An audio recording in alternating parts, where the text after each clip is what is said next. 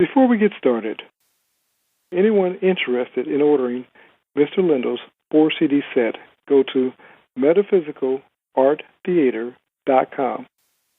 For those in the U.S., you can order physical copies or the digital downloads.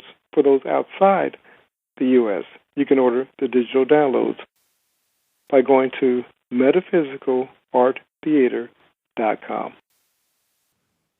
How you doing, sir? Just fine, thank you. How are you doing? I'm doing great. Today we're going to talk about what about heaven? That's it. Where is it and what is it? Heaven. That's the question. And we're told to seek and you shall find. And we're told to bring heaven on earth. Where is it, you ask? In you. Here now. Isn't that so? That is so. And many of us have spent our whole lives looking for heaven without. Yeah, really. That's where everybody does look.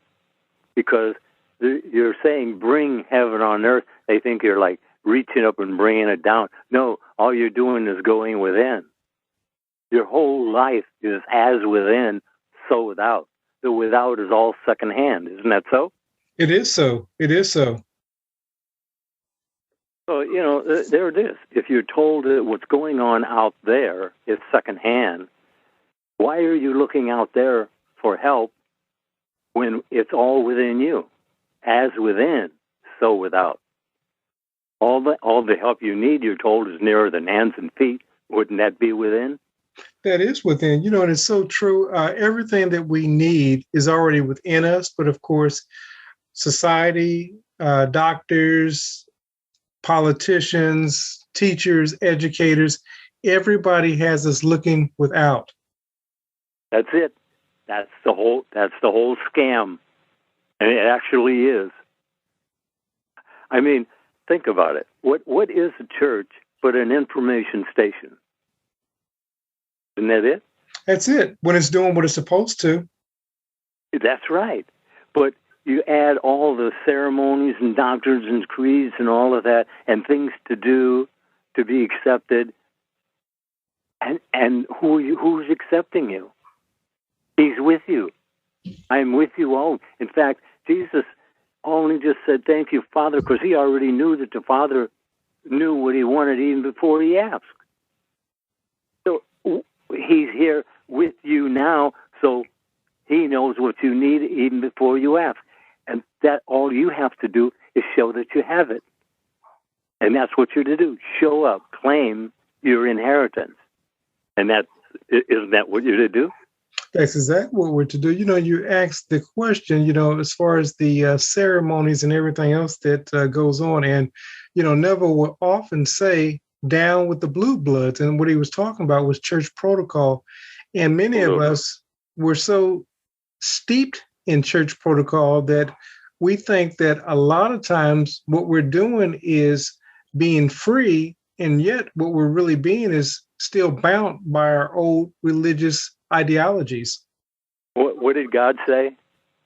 I called you slave, but now I call you friend. And what greater thing does man do than give his life for a friend? And that's what God did. He gave his life as God to be you. And he told you, choose this day. And who's backing it up? God himself. So what are you choosing? And your self-talk is where you're doing the choosing, if you're choosing at all. And if you're not choosing it, then you will be chosen far. And a life being chosen far is not exactly what anyone wants, I don't think. Do you? I don't think so. But it comes back to many of them don't even realize that most of their lives have been chosen for. That's right. That's right. Well, actually, from the time you're born until you become of age, you are conditioned to, by parents, guardians, those around you, friends, enemies, you're conditioned What we're saying now is that you already have what you need, nearer than hands and feet, to change your mind, change your world. And changing your mind changes your world, because that's you deciding, and then God makes it work. So that's why we constantly say, let go and let God, because what you're hanging on to is the suffering that you're doing. And he says, I suffer with you, but you behold me not. So not only are you suffering, but God is suffering what you're doing. But he gave you. See, he's not going to tell you. He's not going to say, no, don't do that, or not, or this is better. No. Subconscious mind was given a contract by God to make your world as you think you are, you do, you have, you be. Now, if you'll sit in the silence and go over and over, reiteration of that idea until it sinks down deep enough to get your attention on a spiritual level. That's the way you do it, isn't it? It is the way you do it. And I like that you kind of expound on the how to, because a lot of times people, even in you're saying it, there will be somebody that listens to it and miss that you've given them the how to go into the silence and to get the answer to one's desired prayer. You have to get silent. We keep telling them that's where the magic is, in the silence. And it seems that if they want the magic, that's where they'd go get it. Because it's stealing makes it so. As you think you are. It's that simple. You keep it that simple. You practice it that simple. And you'll find that you have everything you need already in you. All you have to do is recognize it. Isn't that what we're told? That's exactly what we're told. That's exactly what we're told. So in recognizing, one begins to, we call recognizing, becoming aware. I understand exactly what you're saying there, being aware. Yeah, go ahead. Yeah, so in recognizing or becoming aware, that's where the power is, because so many of us are looking for somebody to give to us what we already have. Yes, if you were out in the woods somewhere, and you'd be looking around to see that there's no bear looking for you. But that's what you do. You pay attention now, wherever you are, you're paying attention to what? What are you paying attention to? All you have to do is ask yourself, what am I paying attention to? And usually that's enough time to forget what it was. But it's paying attention. That what are you paying attention to? What has your attention has your life. So wouldn't you think on things that are lovely and of good report, as it's purported that that's what we're to do? And we're told that it's good and very good, didn't we? We are. You asked the question, what are we paying attention to? Now, most people, when they're in a place of fear or worry, what they don't realize at that moment is that's what they're paying attention to. And some would say, well, Mr. Lindell, DeCarlo, I'm just being real to what's going on in my life. But as you often say, that thing that's going on in your life has them, they don't have it. Yeah, that's right. That's right. And that was yesterday's thought. See, what you're experiencing right now was a prior thought. But what you change your mind to right here, right now, will be a thought you'll be thinking from down the line. See, you're always thinking ahead of your evidence. What you're experiencing now is what you have thought. So, and people say, well, what does just changing your mind do? Well, God told you, change your mind, change your world. Didn't he? He did. He did. You're changing your mind, a double-mindedness, really, when we're supposed to be single-mindedness. And that worrying is just exactly the opposite of faith. And if that's what you're doing, worrying, you're showing that you have no faith. Attitude, awareness, Imaginational control is happening every moment of time. Are you aware of what's happening at every moment of time? You can always trace it back to what you were thinking before, because that's the way it works. As within, so without. Isn't that it? It is it. You said something. You said, wearing is really showing that you have no faith. And it's so true. And the question is, when you're wearing, what are you placing your faith in? Because really what we're doing is using faith in reverse, as it were. We're using it erroneously. You often say, praying amiss. Building up monsters they can't handle. And then what? What do? Run off and ask God to get rid of them. Well, if he tell you anything, he tell you, well, just stop making them up. Wouldn't he? He would. It's funny that you say that, because, a lot of times people miss this in the scripture. But when Moses was at the brink of the Red Sea and he was crying out to God, God said, why are you standing there crying? Do what I've told you to do. And a lot of times what we don't realize is that God's already given us the decree, as you think you are. And yet we're crying at the brink of the Red Sea and we're saying, God, save us. And what he's asking us to do is to change your mind, change your world. Yeah.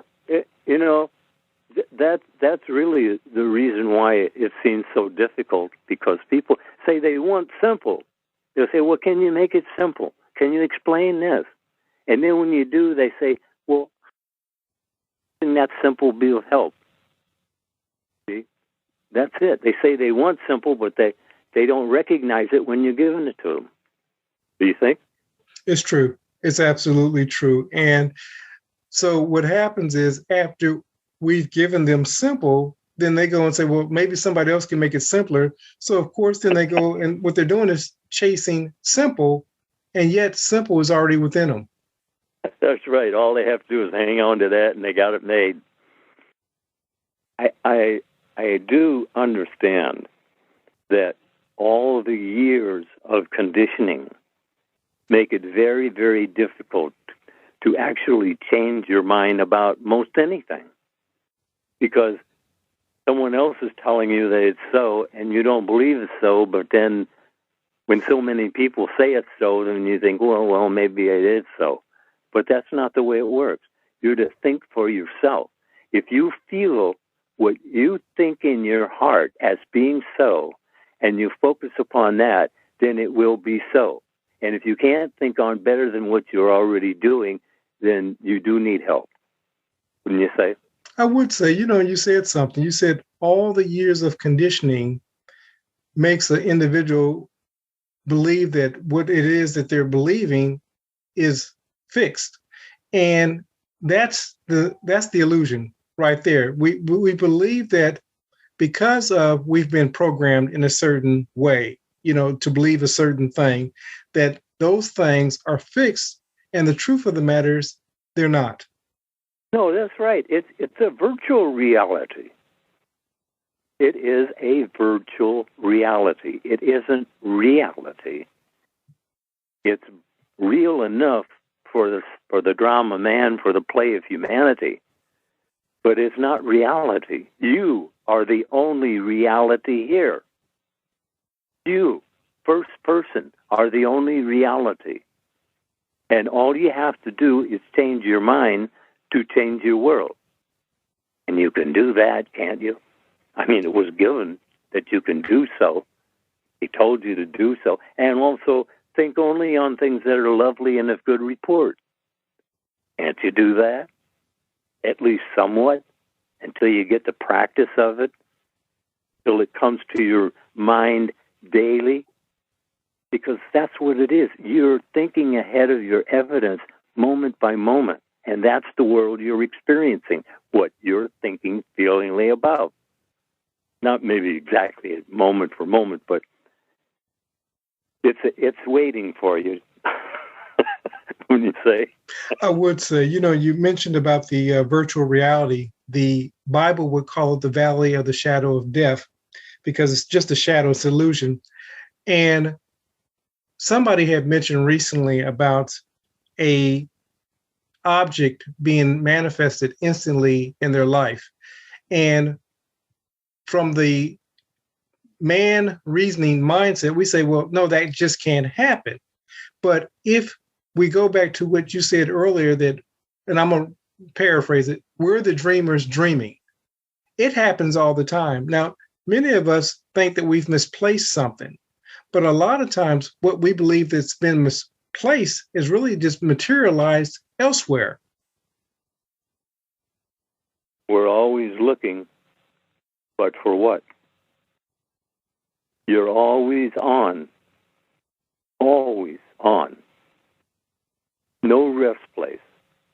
You're thinking feelingly about something generally all the time. All you have to do is just check in on it to see if it's worthy of your attention, if it's taking you where you want to go. And if it's not, stop it. I mean, think on things that are lovely and of good report. That's what we're told. Do that for a while and just see if things don't change for you, wouldn't you say? I would say, it's funny that you were speaking about that. You will often say, if you want to manifest something, you got to be single-minded, but you also got to be wholehearted about the thing that you want to manifest. And I think a lot of times when we share these principles with somebody that doesn't understand metaphysics, quantum mechanics, and so forth, they're going to say that we're delusional, that we're crazy, that our feet's not on the ground. And we have to maintain and understand that just because they don't understand doesn't change the reality. No, it doesn't. That's what you were given. Choice. You actually were given choose this day. If you're enjoying it, you probably chose it. If you're not enjoying it, then someone else chose it for you. And that drives you nuts after a while, doesn't it? It does. It does. And you're wondering, why is this happening to me again, not realizing that we're the creators creating. That's right. All things produce after their own kind. What kind of self-talk are you dealing with? It's all in self. What are you saying to self? What are you suggesting to yourself? And usually the way you think is in a suggestive mood, wouldn't you say? Absolutely. Absolutely. And I think that that's so important, that we're always affirming or denying our reality. Absolutely. That's it. That's what all of us are doing. You're either denying it or you're living it. Not one way or the other. You're on all the time. Just remember that. Just go sit in the silence and think, I'm on all the time, and every word is taken in to make up my world of experiencing. Then maybe I'd better straighten out what I'm thinking and choose better. Wouldn't you say? I would say. And as we've often said, sometimes when we grasp what's being said, it's a hard pill to swallow, because then I have to take responsibility of my lack, of my illness, of my poor relationships. What are your thoughts? Yes, absolutely. That's it. If you don't want it, don't think about it. That's all there is to it. As you think you are. You can't remember anything else. Just remember that. As you think you are. And just because you're thinking it, and someone says, well, who knows what I'm thinking? Nobody else needs to know if you know, because that's what's taken. Make up your life of experiencing, your everydayness. That's how it is, that your world is as it is, as you think you are. Just remember that and go sit in the silence and really ask yourself, what are you generally thinking about? And if you're truthful with yourself, you'll know that will be the self-examination that you're told that without it, life isn't worth it. Make it worth it. Wouldn't you say? I would say. And you ask the question, who knows what I'm thinking? Well, the truth of the matter is, even though you're thinking it in private, it's being yelled up on the housetop in the physical manifestation.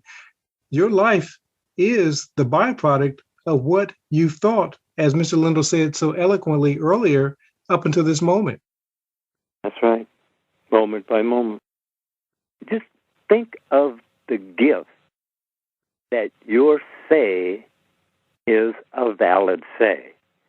And it would not be valid if you're thinking negative, but it will still produce what you're thinking. Positive or negative, you're given choice, and that's it. If it's positive, wonderful. If it's negative, drop it. That's all you have to do, is just sit in the silence until you straighten your mind out, and then you'll find your world going the way you want it to. Because you're given, choose it. Well, choose it. Choose better, wouldn't you say? I would say, somebody had asked the question recently, how do I go about getting in the state of manifesting what it is that I want? And I said, the biggest and fastest way to manifest what it is that you want is what you said. So what you said earlier about Jesus said, "Thank you, Father." Gratitude, an attitude of gratitude will expedite almost anything that you desire in your life. What are your thoughts? Absolutely. Absolutely. And Jesus told you that he of himself could do nothing, that it was the Father within that did all the work. And that's exactly what you're being told when you're told, you turn to me, I'll turn to you. You're turning to God asking, he's turning to you to make it so. It's as simple as that. If you believe it, it's yours. If you don't, then you suffer the consequences of not paying attention. And that's what you want to do, is pay attention to what you're thinking feelingly about and decide this is good, this is not good, and work accordingly. That's all there is to it, really, isn't there? It is, and I want to go back to what you were saying about Father does the work. We call the work the bridge of incident. Some people would tell you that, you think the thought and then you can force it or you can make it happen. You don't make anything happen. What you do is get into the state, the vibration alignment with Source. And Source makes it happen. But for us to believe that we can force Father's hand and be out of alignment, it's just not going to happen. No. You don't need to give God instructions. He's running the show, but he's letting you choose the show, but he's running the show.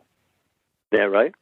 Absolutely. And I like that you mentioned that, because some are under the impression when we're talking, when Neville talks, that God's left us orphanless. That's not so.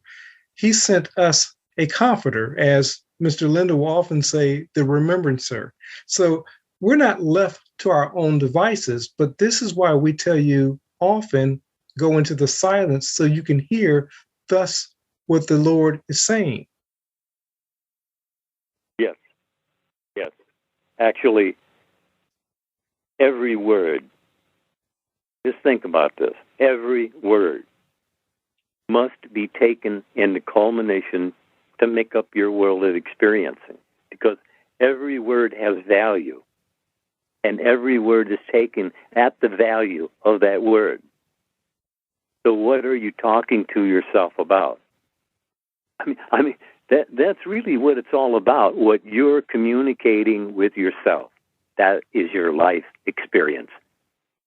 Make it lovely and of good report, and you'll experience lovely and of good report. Isn't that so? It is so. And I like that we have come back to this point of lovely and good report, because in your creation, Mr. Lindell just told us that every word will be accounted for. So in the choosing, when we choose better than the best we know, we're saying to God, this is what I want to manifest in my life. But when we say that nothing ever works out for me, then subconscious mind relays to God, nothing ever works out for me. And of course, what universe sets in order for you, according to your words, nothing ever works out for me. That's it. That's the simple message. But can they keep it simple long enough to actually enact it? You see, because all of this means nothing if you don't actually test what you say you believe. Now, I could talk to you and you could say, well, I believe this and I believe that, but are you practicing what you're saying you're believing? See, because that's only knowing about it. To know from it, you must experience it. And you can experience it because you're told by God to experience lovely and of good report, and that this whole world is good and very good. And if that's not what you're experiencing, then maybe you're suggesting the wrong things to yourself, wouldn't you say? It's not maybe. It's not maybe. It's absolutely so. And I don't want to be blunt about this, but if you're not living the life that you desire, Brutus, as Shakespeare would say, you're the cause. It's not, the fault is not in the stars. It's in our own imagination that we have to change. There's nothing that you're going to change on the without that's going to allow you to create the life that you desire. It all starts within. Yep. Yeah, I played Brutus for a long time. The fault, dear Brutus, is not in our stars that we're underlings. That's true. That's it. It's not in the stars. There's a message in the stars, though. But man hasn't gotten that far along yet. But he will. Inevitably, he will. Because there's always change. See, this is, by Scripture's definition, a shadow world, a shadow of reality. But you are the only reality here. Everything else goes away. Everything else goes away, even body. But you're not body. You have a body, your transportation. But you're not body. You don't go away. And even though you die, as man feels dying is, but there's nothing transforming in death. Like I said before, you play a ding-dong, you get to play ding-dong again. Nothing changes until you change your mind, change your world. The metaphysical art theater, that's what it is. It's in the theater of the mind. That's where you do your work, seeing yourself, not suffering, but enjoying life. That's what it's for. Enjoying life. You're given to do so. Do so. Wouldn't you say? What about heaven? That's what it comes down to. As a kid, like I said, I grew up in a religious environment, and I always saw myself going to heaven, and even though Jesus says the kingdom of heaven is within, I still didn't get it for years. And like I said, what allowed me to begin to understand it more fully was the teachings of Neville. And so when we're talking about these conversations, the metaphysical art theater and going within, we're leading you to the kingdom of heaven within you. That's it. That's exactly it. That's all it is. You turn to me, I'll turn to you, God says. That would be heaven, wouldn't it? Absolutely. You see, it's already with you. You were not put here helpless. It's the help you're looking for is already in you, but you have to recognize it. And the way you recognize it is you think upon it. And as you think upon it, it sinks down, and sometimes deep enough that it actually awakes you a moment, and you have an aha moment. But do you ever open it and quicken it? I mean, that was the one thing Neville stressed constantly. Open it and quicken it. Because if you don't, it's gone.